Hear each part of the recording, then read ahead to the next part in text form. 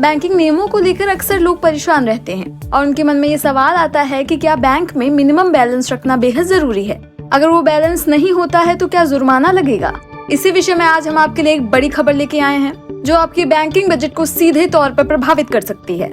भारत के एक बड़े बैंक ने अपने ग्राहकों के लिए मिनिमम बैलेंस की सीमा को बहुत बढ़ा दिया है। बड़े शहरों और महानगरों में नए ग्राहकों के लिए अब आपको अपने बचत खाते में महीने का औसतन 50,000 रूपए रखना अनिवार्य कर दिया गया है। यदि ये राशि नहीं होती है तो आपको जुर्माना भरना होगा, जो कि मासिक न्यूनतम राशि का 6% या 500 रूपए तक हो सकता है। उदाहरण के लिए अगर आपके खाते में न्यूनतम राशि से 10,000 रूपए कम पड़े तो आपको करीब 500 से 600 रूपए तक जुर्माना देना पड़ सकता है। हम बात कर रहे हैं भारत के दूसरे सबसे बड़े बैंक की, ICICI।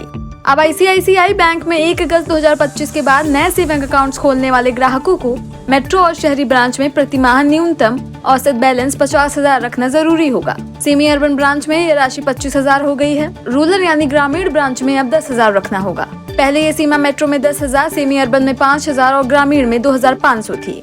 ये फैसला पुराने अकाउंट्स पर लागू नहीं है, ये सिर्फ नए अकाउंट्स वालों के लिए है। मिडिल क्लास और लो इनकम ग्रुप में गुस्सा है। लोग एक्स और सोशल मीडिया पर बैंक की आलोचना कर रहे हैं। कई लोग कह रहे हैं इतना पैसा हर समय अकाउंट में रखना मुश्किल है, क्योंकि घर का खर्च, EMI, बिल, लोन सब चलता रहता है। सरकारी बैंक के जैसे SBI और बाकी बैंक मिनिमम बैलेंस की शर्तें पहले ही खत्म या कम कर चुके हैं। ICICI का ये बदलाव आम लोगों को सेविंग अकाउंट से दूर कर सकता है, जिससे बैंक पर सवाल उठ रहे हैं कि क्या ये फैसले गरीब और मिडिल क्लास को बाहर कर देंगे। इस बढ़े हुए मिनिमम बैलेंस के चलते आपको बड़ी राशि अपने अकाउंट में फंसी हुई रखनी होगी, जिस पर ब्याज बहुत कम मिलता है। अगर लिमिट से कम हुआ तो तुरंत पेनल्टी लग जाएगी।